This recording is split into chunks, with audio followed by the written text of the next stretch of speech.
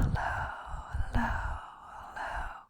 and welcome back to Whisper with me, ASMR. Welcome back to the channel, guys, and if you're new here, you are so very welcome. I'm glad to have you here.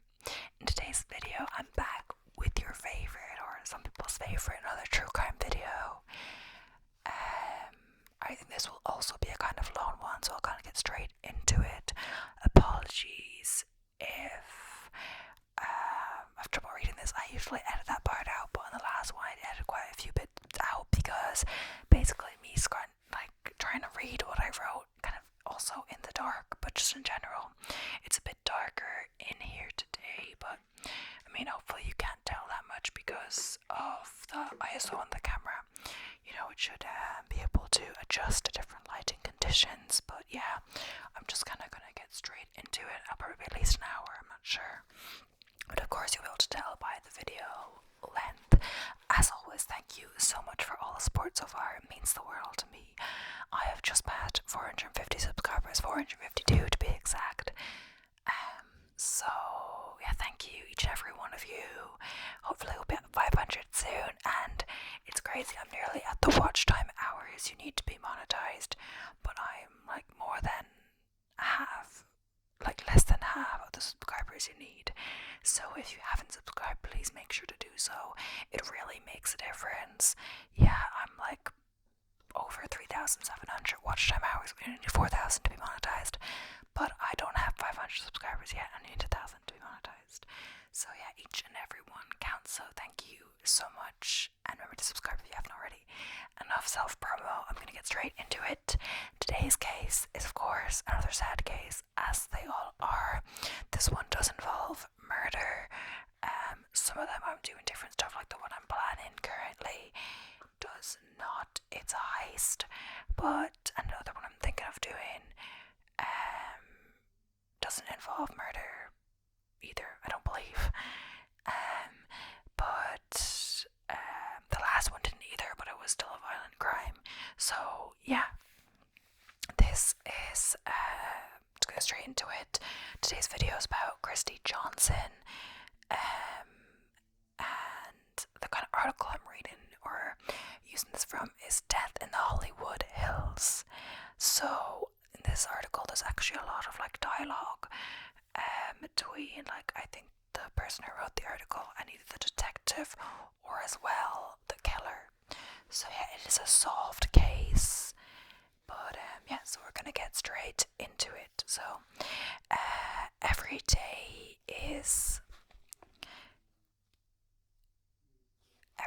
is a bumper crop of hope here in Hollywood, California. The dreamers, again, be naive of course, but still, they come from all over to play their slim chances. Maybe lightning will strike, some will be chosen as the next Renee or Scarlett. The story is about Kristine Johnson. She came here from Michigan in 2001 to invent herself. So Terry Hall, Kristine's mother, said she thought, I would really like to be involved in the industry, but on the production side of it, the other side of the camera. But she was so pretty, and she had that something even back in high school. Why didn't she try out in front of the camera? People would ask. Couldn't Christy be an it girl too? God knows, it happened before Christy was 21. So yeah, Christy was more interested in being involved in the film industry, but behind the scenes. But she did have a certain look. She was very pretty, and people always thought she should give it a go in front of the camera, and she'd be a great actress or model or something like that. So Christy's mother, Christy loved the beach, and she told me, you know, how beautiful it was and how much she was enjoying being in California. Back in Michigan growing up, she was athletic and had a passion for the water. And then she started turning heads. Her and her mother were close and spoke on the phone every day. It was day after Valentine's Day 2003. A Saturday, Christy called her mom, said she was going to the mall. And this is her mother again. And I said, okay, great, tell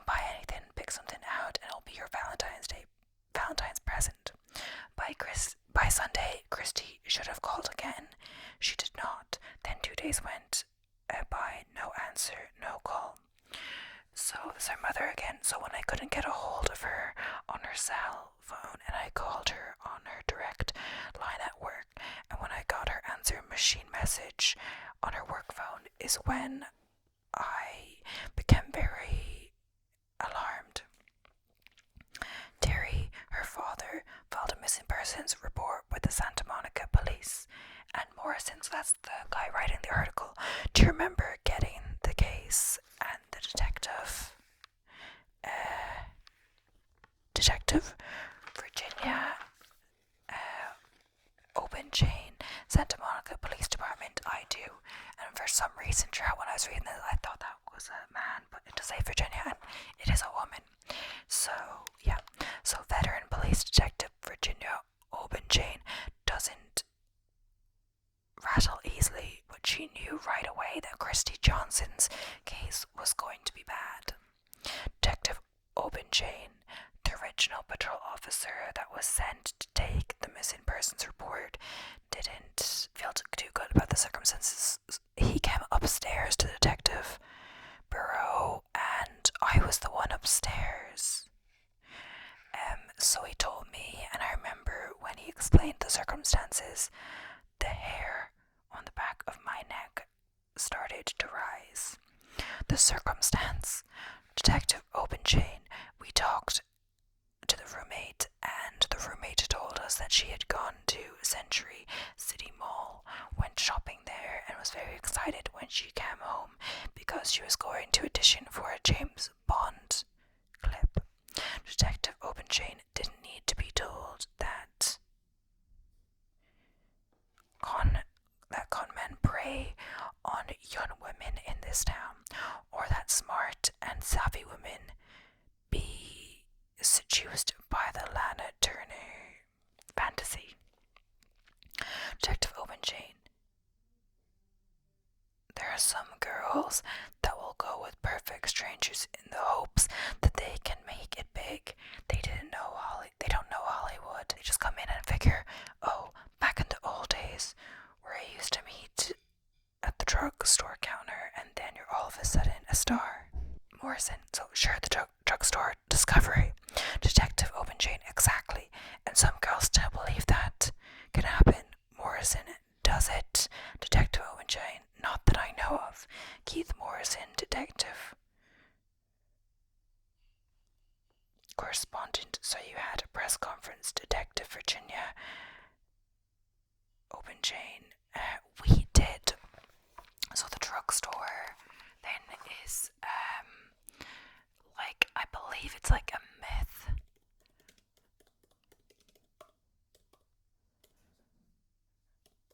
I'm just looking it up. Hollywood. So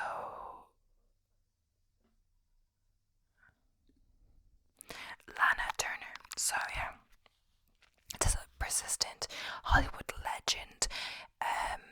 Has it that actress Lana Turner was discovered by director Mervyn LeRoy while the soda counter at Schwab's, but I think it's like a myth, a legend, maybe not true. So like just in the back of your mind, that's like, oh, that could happen. So yeah, so Morrison, did that help you in any way? Detective Open Chain, it helped us tremendously. We got a call from a young lady on our tip, and she told us that she too had been approached at Century City Mall. 21 days before Christie went to the mall to look for a Valentine's Day gift, Susan Murphy was approached by a man there too. He said he was in the business and his name was Victor Thomas. Murphy, he looked normal and he just said, I think you're very attractive. He said, I'm a director of photography and we're casting for the new James Bond movie. And he said, we've been casting all day and you're the look we want. You're perfect. Just a line, of course, but what if it wasn't? What if the guy was for real? Murphy, I've had enough experience to kind of know that this was a con man. And that I had enough experience to know this was a come on, a pickup. And I knew that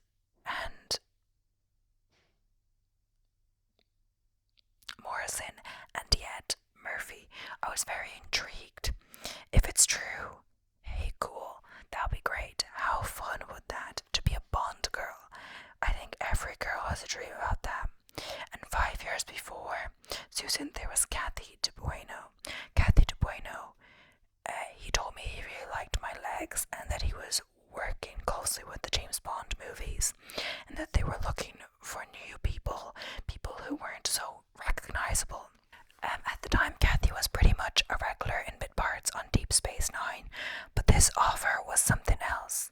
De Bueno, he talked about big books. He named numbers of money that I can't recall today, but it was a lot of money. He said he was a Disney executive named Brian. Morrison, was it like he was coming on to you? De Bueno, no, he wasn't. Lash Siphius, I'm not saying that right, sorry for that, at all. He didn't try to touch me, he didn't try to flirt with me or come on to me. He seemed like he could be legitimately in the business and talking to me about a real opportunity. The woman talked to Detective Obenchain and gave her some clues about the man that Christie might have met, and there was key information that Susan had to offer. She said the man told her to wear a very specific outfit to the audition. Murphy, he said it's very important that I wear stilettos, black stilettos, as high as possible. And then he said a black miniskirt preferably, but any miniskirt would be great. Pantyhose, not nylons. A white man's shirt, hair slicked back really tight in a ponytail, and a man's tie. And he said he would provide the tie. Detective Obenchain, and that happens to be everything that Christie purchased on February 15th. So, in the hours before she disappeared, Kristine Johnson bought a black miniskirt, sheer nylon, stiletto heels, and the white shirt. Susan in 2003 and Kathy in 1998 agreed to meet the stranger, but they were a little nervous, and just in case, each decided to bring a male friend along. Bueno, I was instructed by him to wait in my car in an area of the block where you told me to park. He said, bring your car here, park here, someone will come out and get you. Morrison, what happened? De Bueno, nothing. Morrison, nothing. Mind you, the male friend in the car with her was perfectly visible. Brian from Disney never showed. Susan Murphy got out of her car, left her boyfriend there, walked down the street, watching, and he was watching as she walked to a busy intersection as he had instructed. So Morrison, what percentage of this was thinking it might be real, and I want to be there if it is. Murphy, I would say 40%. I thought it was real. 60%, I know it wasn't. Then the man showed up, pointed behind him. He said, let's go get a drink. Murphy, I noticed it was an abandoned building. It looked like to me, it didn't look like there was any sort of activity or any kind of bar or restaurant in there, so I thought, okay, I said. Well, first of all, I'm not going anywhere with you, I said. I need some identification first. And he said, oh, I don't have any identification. I said, you don't? I go, where is it? And he goes, I left it on the set. Morrison said, on the set. Murphy, on the set. With Susan Murphy's help, the police made up a sketch of that man who had promised a part in a Bond movie. Detective Obenchain, once we aired the sketch, we had a parole officer call us and said, that happens to be one of my parolees. He had a name. It wasn't Victor Thomas, as he told Susan Murphy. It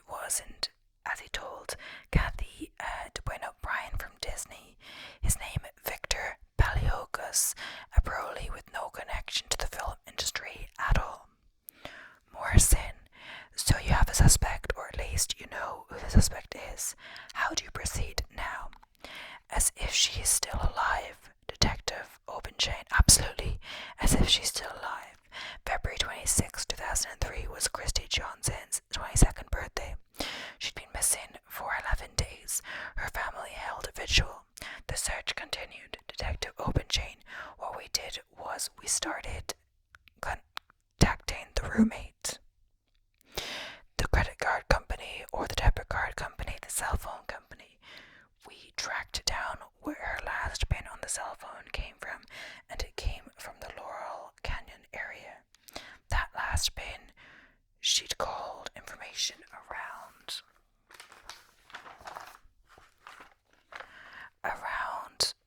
the hills above Laurel Canyon. It was just after 5 p.m. The sun would have been just below the horizon. Police found a man who lived in Laurel Canyon who remembered a girl in a Mazda Minta lost looking for a house up the hill. Christie drove a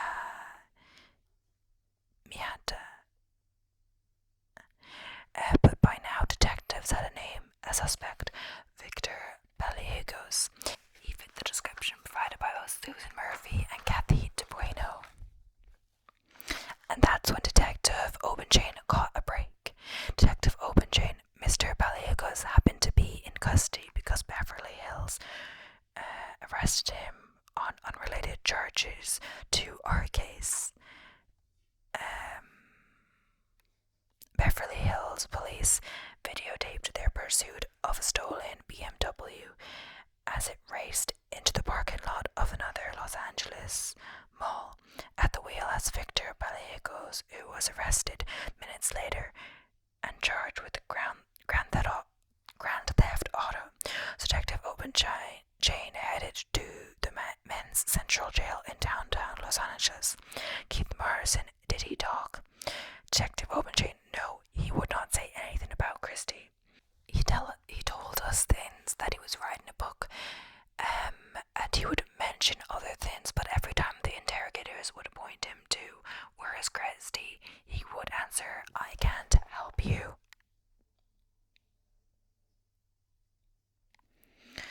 Susan Murphy was brought in to identify Victor. First in pictures, what the cops call a six-pack. Susan Murphy, yes, I had to do a photo lineup, and then later came the actual lineup, which was a little bit like seeing a horror film. I knew who it was immediately, and he was like disguising. And he was like disguising him, like acting all weird and like trying to think, what is he doing? And I was like, that's the guy for sure. Victor Paleologus, I'm saying it wrong, I'm sorry, but I've said it so many times. 40 years old, was divorced. He'd once owned an Italian restaurant. He looked normal, and if his pickup line was to pretend to be in the showbiz, so what? Didn't make him a predator, did it? Paleologus and his attorney, Andy Flyer, sat down with us in the men's central jail in Los Angeles. Andy Flyer, attorney for Victor Paleologus. I assume he's not the first male to try to meet a young lady and maybe get lucky, irrespective of what tale they tell. Morrison, right, Flyer, and that's the problem we have.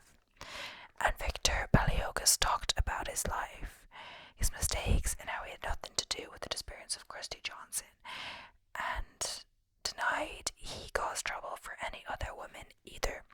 Morrison, Susan Murphy, for example, says she met you in a mall, and you came onto her and suggested you were a movie producer, and then, sure enough, the video in the mall shows you approaching Susan Murphy. Kinda corroborates her story, doesn't it? Victor Paleologus, well, it corroborates the fact that we met. It didn't corroborate the fact that I told her to do anything. No, we met in the mall that night. I was going to a movie, she was going to the restaurant to have dinner. We sat down, we had some discussions. I told her about, who I was, where I was from, etc., etc. Morrison, and yet women look at your picture and say, yeah, he's the guy. He said he was a producer, they're making a James Bond film. Paleologus, that's a lie. Morrison, they all lied. Paleologus, yes. And what about Christie and the man she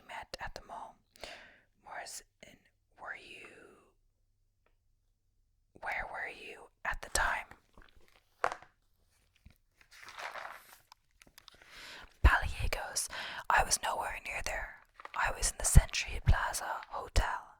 Morrison, that's where she met you. Paleologus, in a spa? No.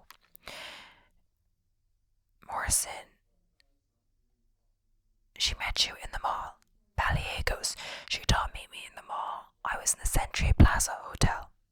The Century Plaza Hotel is across the street from that mall, but even so, did Victor Paleologus have anything to do with Kristine Johnson's disappearance? Detective Obenchain thought he did. Morrison, you know he knew something and he's not telling you, and he suspects something terrible has happened to this girl. Obviously, that must be awfully frustrating. Detective Obenchain, it was extremely frustrating, especially since some time has elapsed. We weren't sure if she was alive. We were hoping that she was alive. We knew that it was critical that we find her as soon as possible. Morrison, and if she was dead, the longer the time was that went by, the less material there would be to give you clues. Detective Obenchain. Correct. So volunteers scoured those empty parts of Los Angeles where missing people often wind up. Would they find her parents on missing posters, and clung to a thin thread of hope?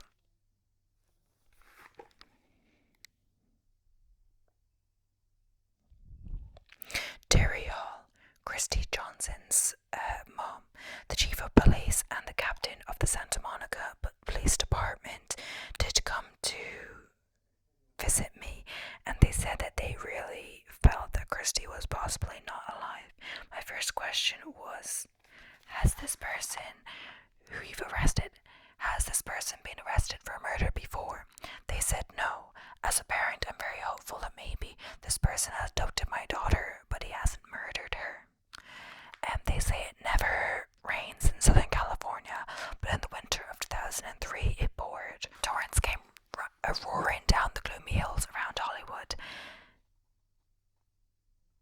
And mad. And then one day, when the sun finally peeked through the clouds, there in the mud on the side of a hill, some hikers who thought they'd be enjoying the view found what was left of a female body.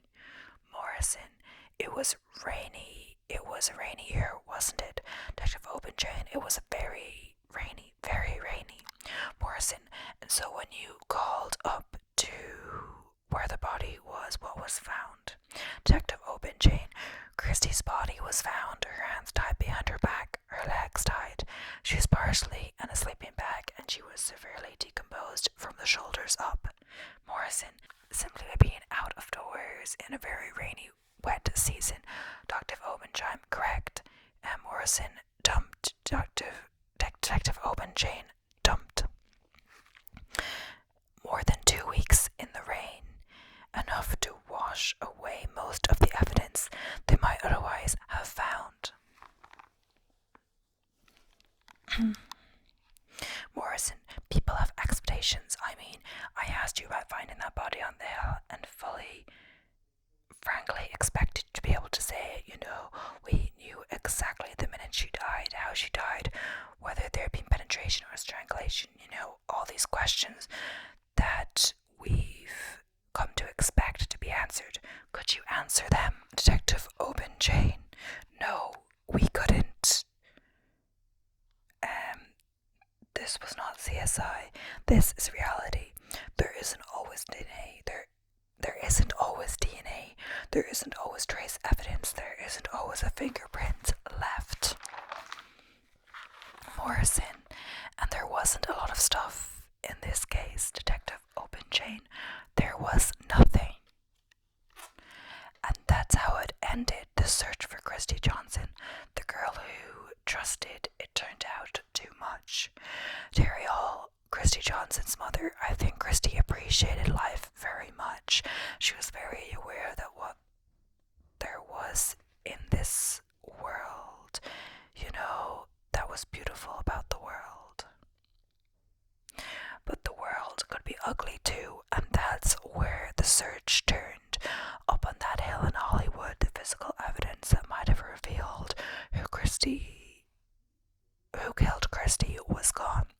But there was evidence in defects of personality, in behaviors, in history.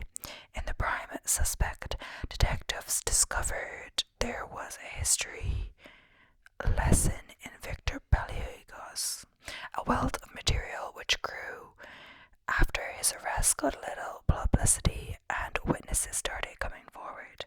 Kristine Clute, another victim, they said his name was Victor Paleologus, and I pulled over on the side of the road, and it was like white noise. It was unbelievable that it was the same guy. For Kristine Clute, June, an actress from Santa Monica, it was like a bad flashback. By 2003, it had been 14 years since she met Victor Paleologus, though he had told her his name was John Maroney, and he asked her on a date. Cludion, he said, I'll pick you up in a limousine, we'll have dinner, and then there's a big industry party, because he said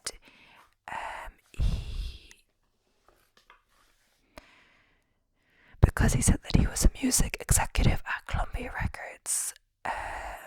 Morrison, you'd meet some famous people, Cludion, so forth and so on. I mean, he mentioned Madonna, he mentioned a couple of other people, so wow, that's fun, that's great, why not? He told her the party was to be downtown,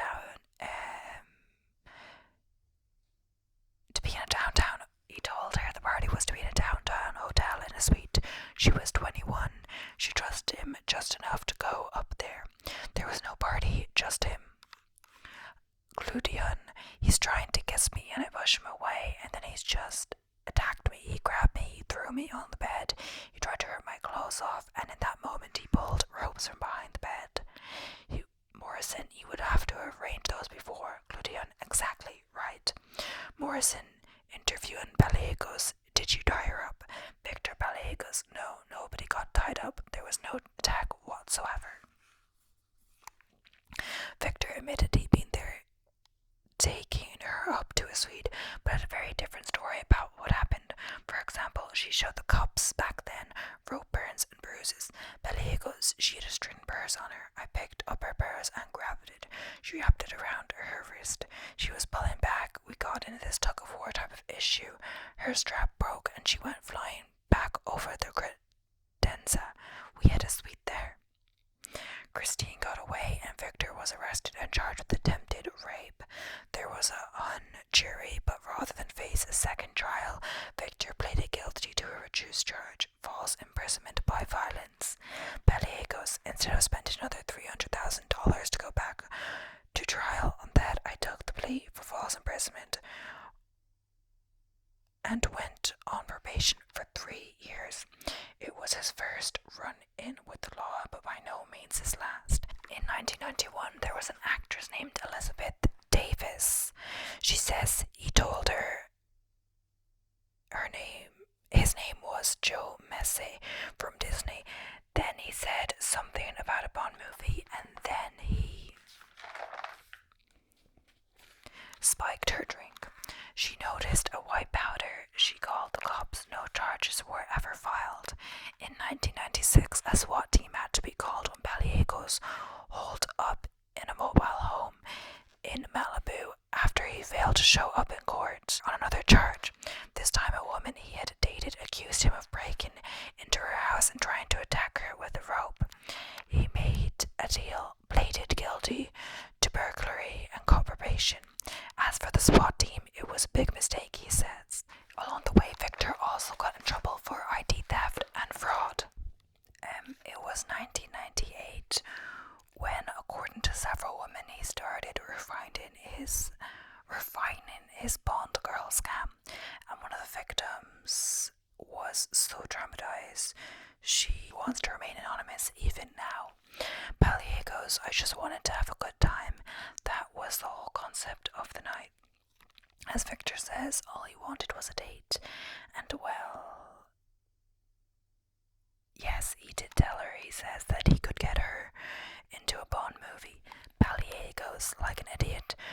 What comes out of me sometimes is ridiculous. She says he tied her up, tried to rape her after she met him at his abandoned restaurant for addition, again, he took a plea deal assault, and this time he went to prison for 5 years.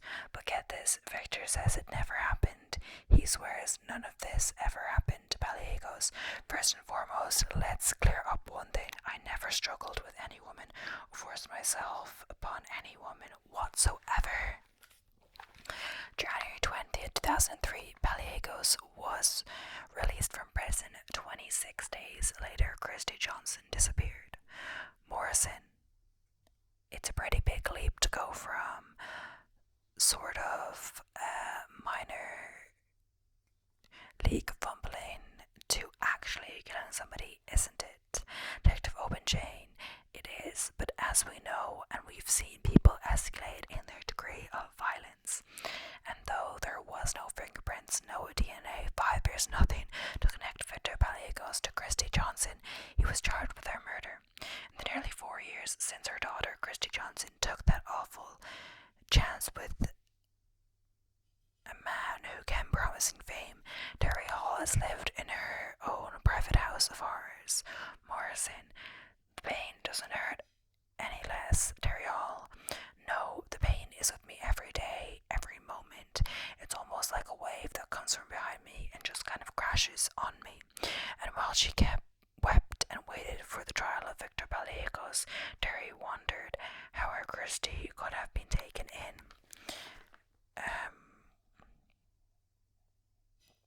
All what was really sticking to me was the fact that Christie was a very savvy, smart young woman, and for her to have been convinced to go to a situation such as this, I thought to myself, this must have been a very experienced predator. And always the question, what happened? And so it went as legal motions ground their long and slow journey, and Victor Paleologos grew wan and pale from years in the men's central jail. The detective worked on the circumstantial case, and that was getting stronger by the day. Detective Openchain, we had another woman call us on the line, and she said she saw Mr. Paleologos at the Century City Mall on February the 15th. We also got a call from Mr. Paul Caddy, who is a realtor who had shown Mr. Paleologos numerous houses, particularly one house on Skyline Drive that was several hundred yards away from where her body was found.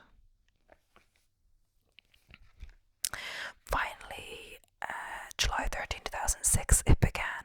The prosecution brought in Susan Murphy, Kathy DeBueno, and a few other women with less than savory encounters with Paleologos in the past. Susan Murphy, anyone who was in that court will tell you my voice. I was shaking. There's a jury right there, and then just looking at her family, that broke my heart. And I kept thinking about, what if that was my dad sitting out there? Kristine Johnson, assaulted by Paleologos way back in 1989, wasn't called to testify but observed it all and was worried. Kristine Johnson, I was concerned that the jury was going to look at the circumstantial evidence and be swayed by that and not by his past history, his past actions. This was the most important thing for me in this case. It's not about a naive, trusting young female. Thank God for naive, trusting young females in this world. It's about a repeat predator offender. The case depended on pattern and MO. The evidence was circumstantial but strong. But Detective Openchain admitted she was worried. Detective Openchain, it just takes one juror to not be completely convinced, and we have to start the entire process over again. Morrison, in a trial, when you're dealing with a con man, how much of a worry is that? Detective Openchain, there is a worry. He's a con man and he's very good at it. He's had quite a few people convinced. So the rest of the women got up on the stand and recounted the stories of the apparently mild-mannered guy who offered to help make them famous, who dangled the body instantly find fame and glory in Hollywood, or at least an opening role as a Bond girl. And then suddenly, 13 days into the trial, Victor sprung a surprise. After all those years of denial, all the years of blaming everybody else for his troubles with the law, and now, after a parole of opening statements and witnesses, Paleologus stopped everything. He decided to make a deal with the prosecution to plead guilty to the crime of murder, and so, in July 2006, Paleologus appeared in open court before the judge and agreed that he alone had caused the death of Kristine Johnson up on that rain-soaked hill in Hollywood. The deal: he would escape the death penalty and get 25 to life with possibility of parole without the right to appeal. Morrison, all the months and years saying, "Yeah, I didn't do that, I didn't do that, I didn't do that." In the middle of the trial, he suddenly says, "I did it." Dr. Openshine, I was shocked. Morrison, was it important to the family to hear him say, "I killed your daughter"? Detective Openshine, it was.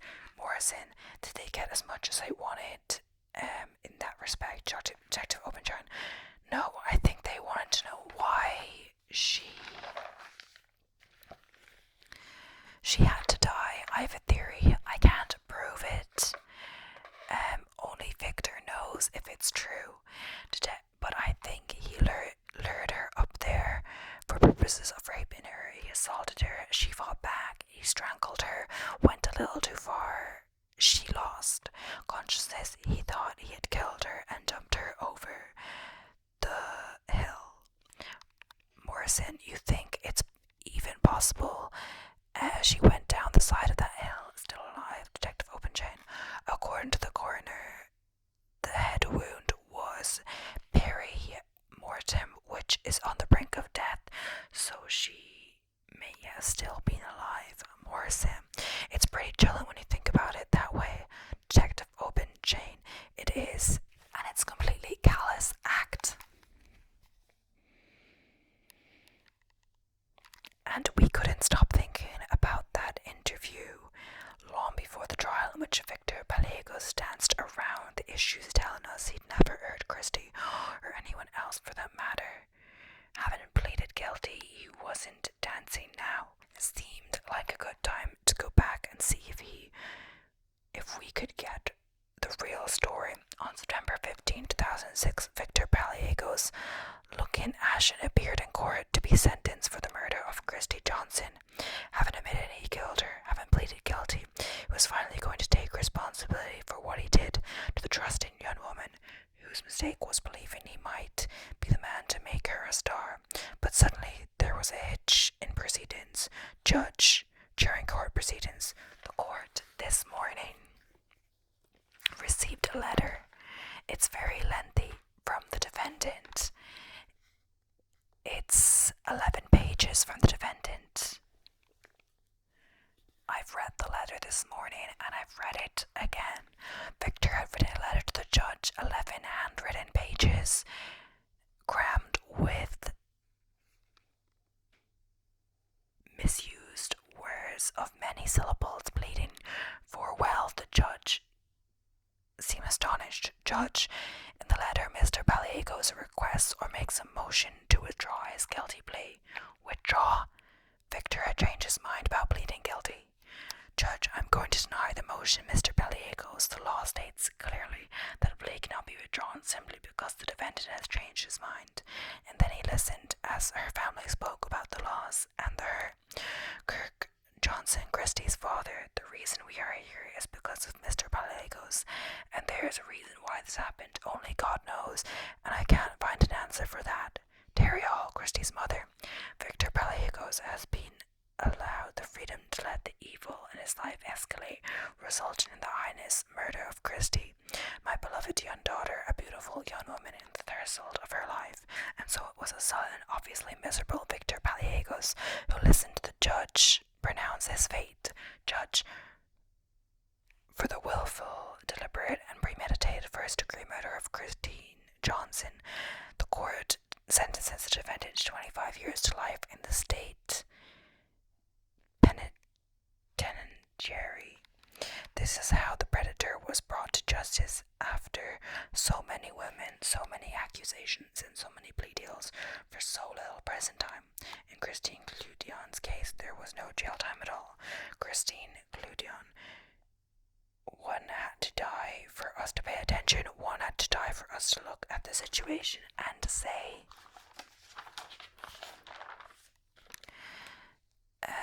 wait a minute, what is going on with our laws in this country that put repeat offenders who are not rehabilitatable out on the street again and again and again?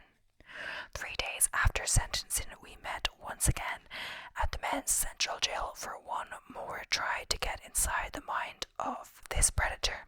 Morrison, are you ready now to talk more candidly about what happened? Victor Paleologus, well, I've never had an issue about talking about any piece of the case. Hindsight right now almost immediately gave me the remorse of ever signing or ever agreeing to a plea. There it was for Victor Paleologus. Remorse was not about killing Christie, it was only for taking a deal and admitting he did it. Morrison, you took responsibility for Christie's death. Paleologus, I had to in order to get the plea. Look, unless you're actually in that situation, you're actually faced with the same consequences and the same pressure and the same mental mind bending that you're going through, that you may have made the same choices I made that day. Morrison, I'm fairly confident I wouldn't confess to killing somebody if I hadn't actually killed them. Paleologus, well, I think you say that with all sincerity. I don't think you'd say that in the situation of you if you were being bent over the barrel for 3.5 years. You know, it's funny, you always make plea deals, right? Paleologus, yeah, unfortunately. Victor gave us a lot of reasons he took the plea this time. Unbelievably, one of them, he said, was money. Paleologus, but only agreed to the plea based on the fact that when you considered a ruinous cost of even a successful defense, I was going to end up in the same situation anyway. Seems odd that a man in prison for life is worried about personal financial ruin. Well, get this, he wasn't even paying his legal bills. The state had been doing that for 3 years, but that was just one of his dog-ate-his homework excuses for pleading guilty to murdering an innocent young woman. His lawyer, he told us, would have lost a prepaid vacation had he continued the trial. He really was going to win, he said. The real victim here, he said, is himself. Paleologus' lawyer, the whole issue has been really about what someone else can say about Victor, what someone else can bring up on dirty laundry about Victor. Round and round for more than an hour went Victor avoiding one topic, what really happened to Kristine Johnson. Morrison, we all know you did it, and I think Paleologus, what evidence do you have? Morrison,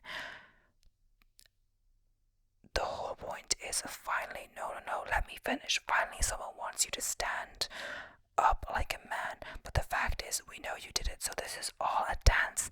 That's kind of silly, don't you think? Paleologus, no, I don't think, no. It was the day after Valentine's Day 2003 when Kristine Johnson thought she had met the man who discovered her, just like somebody discovered Lana Turner all those years ago. How could she know it was Victor Paleologus, and how? And her story would end up like Black Dahlia, Captain Bueno, when what you want so badly is written on your sleeve. Predators of any kind are going to use that bait. They're going to tell you they have it to give. Susan Murphy, I mean, I felt close to her. I felt like, oh my god, what have I had done? What if she didn't make a mistake? She didn't do anything wrong. Sometimes it's hard to spot the bad ones. He'd been honing his scheme for years. She didn't stand a chance, even though the terms of Victor Paleologus' plea prevent any appeal. He says he plans to file one anyway. Christine's mother is helping. Christie a fountain in her name. So yeah, that's the end of my notes. Really sad case as always. So this one, it's interesting in that there's no DNA evidence or anything because of the rain on the hill to link Victor Paleologus to Christie, but his past crimes and past with meetings with women show that he has this pattern and that it was him, and he also confessed and then he took it back. Very confusing, very like what is going on in his mind.